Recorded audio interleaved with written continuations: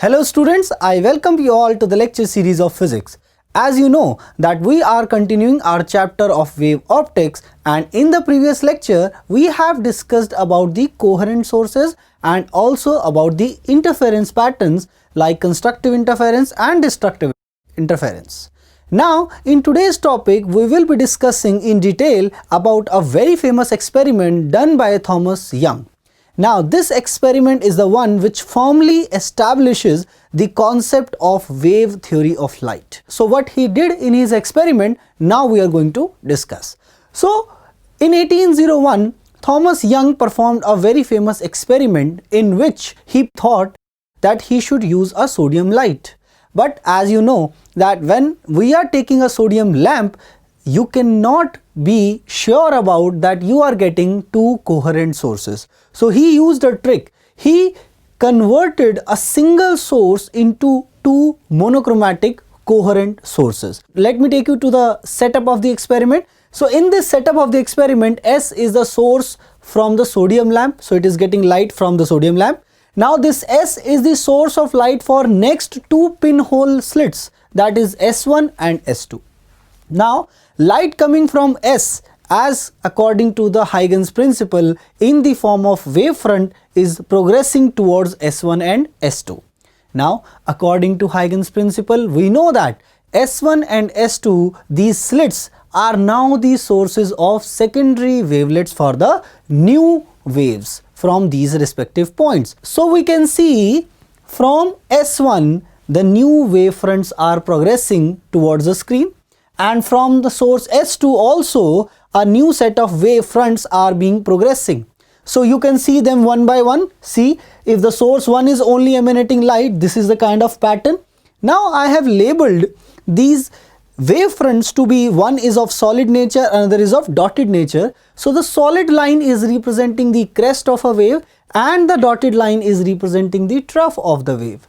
So when these crest and trough are progressing towards the screen, similarly the source S2 is also emanating light in the same form of crest and trough wave fronts. Now if you see these two sources emanating light simultaneously, you can see these kind of overlappings is going to happen. Now take a closer look. So those are the sites at which the crest is falling over the crest and the trough is falling over the trough are the sites of constructive interference, and there are some sites where the crest of one source is falling on the trough of the another source, then those are the sites for destructive interference. So if I join all those points of constructive and destructive interference, I am going to get these different points on the screen, and on the screen you would be able to see a very beautiful pattern of the center would be bright region, because the all light coming from S1 and S2 has to travel equal distance to reach the point O. So at point O there is a central bright fringe. Okay, and as you can see on both the sides of this central fringe we have the points or the sites of minimas and maximas, and this whole pattern is called fringe pattern. So let's try to discuss about more detailed versions of the Young's double slit experiment, and let's take a experimental setup. So as you can see in this experimental setup, we have a source S which is giving light to those slits S1 and S2. These two are emanating their respective lights and we are getting a interference pattern on the screen. This is a screen which is placed at a certain distance from the plane of slits. Now let's move forward. Now there are some sites which are the sites of constructive interference. We are going to call them bright fringes.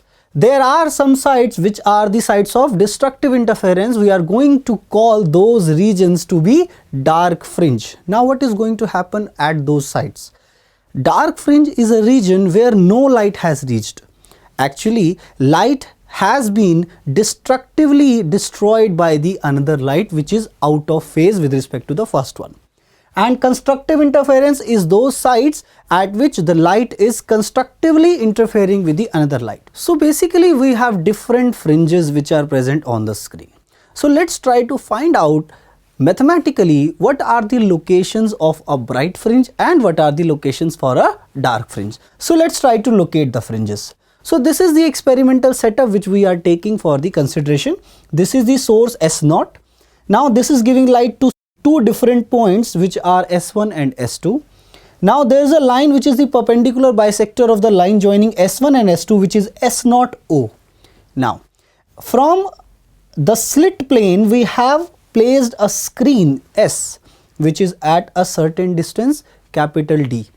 So these are the parameter. S1 and S2 are separated by a distance small d, and this slit plane is being separated by the screen with the distance capital D. Now these are the respective axes. Now let's suppose we are going to find out that from a certain distance yn, from a point O, what is the condition for constructive interference, or what is the condition for destructive interference to happen at a general point P. Okay, so in this diagram you can see this line is the perpendicular bisector of the line joining S1 and S2. Let's draw some construction over here. Now if I join this point to the front line and also this point to this line, I can see, or I can label this point to be A and B. Now you can take a closer look over here that in the triangle PS1B, this PB is actually yn minus d by 2. I think this point is very clear to you. And in the another triangle, that is PS2A, this PA is yn plus d by 2, because this section is d by 2. Now what we are going to find out over here is we should be able to find out that whether the light reaching from source S1 and S2 are interfering constructively or destructively. We have learned about this in the previous lecture. To find out this, we need to find the path difference, and whenever we need to find the path difference, we should know it geometrically how to find the path difference. Now as you can see, the path difference over here in this case would be S2P minus S1P. So this would be the path difference which we need to find. So to find this path difference, we have to find out the square of these. So in this triangle I can see this S2P whole square would be, if I am writing this, S2P whole square would be capital D square, this is the base, D square plus y plus d by 2 whole square. As you can see in this triangle, this S2P would be, the perpendicular would be yn plus d by 2 and the base would be capital T, so it would be base square plus height square. Similarly in the another triangle PS1A, which was the point over here, so S1P is d square plus y minus d by 2 whole square. So let's try to solve it further and find out what is the value of S2P whole square minus S1P whole square.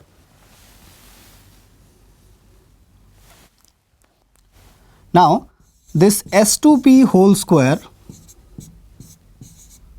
minus S1P whole square is equal to, if I open this up, d square plus y square plus, this can be a plus b whole square, so this is y square plus d square by 4 plus yd minus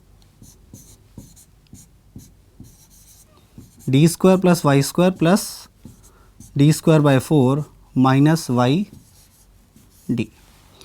Now if I open the bracket, so it would be d square plus y square plus d square by 4 plus yd minus d square minus y square minus d square by 4 plus yd. And you can see this d square and d square will cancel out, y square and y square will cancel out, d square by 4 will cancel out with d square by 4, and ultimately we have S2P whole square minus S1P whole square is equal to 2yd. Now we are going to use this relation in our further discussion. So this is the equation that we are getting. This is S2P whole square minus S1P whole square is equal to 2yd. I think this point is very clear to you.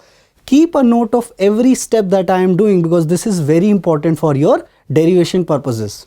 Now moving further, as you can see over here, this S2P whole square minus S1P whole square can be written as S2P plus S1P product with S2P minus S1P. Now this S2P minus S1P is the one which we are concerned with, that is the path difference of two light waves which are reaching at a certain general point P. Now if I substitute the value of S2P whole square minus S1P, we have this expression. This is S2P minus S1P is S2P whole square minus S1P whole square divided by S2P plus S1P. Now we have the value of the numerator of this expression. So if I substitute, this is 2YD divided by S2P plus S1P. Now in this Young's double slit experiment, we have placed this screen to be very far from the slit plane. So approximately we can see this S2P and S1P are approximately equal to D. So their sum would be directly 2D. So if I substitute the value of this, if D is very much greater than the distance between the two slits S1 and S2, the phase difference that we are having is S2P minus S1P as Y small d by capital D. You should keep a note of this, that this Y is the vertical height from the point O, small d is the perpendicular distance between the two slits, and capital D is the distance between the slit plane and the screen. Now if we want to extend our concept from here, we have to use the concept of our previous lecture. In the previous lecture, as you know, we have discussed how to find those positions of constructive interference if we have the path difference. So let's move forward. For the location of a bright fringe on the screen, we should know that path difference is equal to integral multiple of wavelength. So path difference is equal to n lambda, and if I substitute the value of this path difference is Y small d by capital D is equal to n lambda, and on little reshuffling of this expression I am going to get Y is equal to n lambda capital D by small d, and here the value of n can be 0. If I put 0 over here, we can see Y is equal to 0. And Y is equal to 0 is the point O, which is the point of central maxima. And the next position is plus minus 1. Why is this plus minus 1? Because in Young's double slit experiment, the fringe patterns are going to appear not only on the upper side of point O, also on the lower side of the point O. So there are the positions of bright fringe on the both sides of point O. So that's why this is plus 1 and minus 1. So keep a note of this over here, that Y is the position of bright fringe so for example the positions are 0 and then plus minus lambda capital D by small d, then plus minus 2 lambda capital D by small d, and so on. So these are the respective positions of bright fringe which are present on the screen. So let's take a look on the dark fringe also. So dark fringe is that location of screen where the destructive interference has taken place, and we know from the previous concept that destructive interference takes place at those positions where the path difference is basically n plus half times lambda. And if I put that value is equal to the path difference in our question is Y small d by capital D, then we are going to get 2n plus 1 lambda by 2 is equal to Y small d by capital D, and on just reshuffling these expression I am going to get Y is equal to 2n plus 1 lambda capital D by 2 small d. So n over here can take the values from 0 and plus minus 1 and plus minus 2. Similarly on the ground, because the central pattern can happen on both the sides as in the case of dark fringe. So similarly, as the bright fringe is appearing on the both sides of the point O, the dark fringe is also appearing on the both sides of the central bright fringe. So in this whole segment we have discussed about the locations of a central bright fringe, that is at point O, and on the both sides we have a series of dark and white bands, and these dark band is called a dark fringe and white band is called a bright fringe. So in the next segment we will be discussing in detail about these fringes. We will be discussing about fringe width and also the energy distribution of the respective fringes.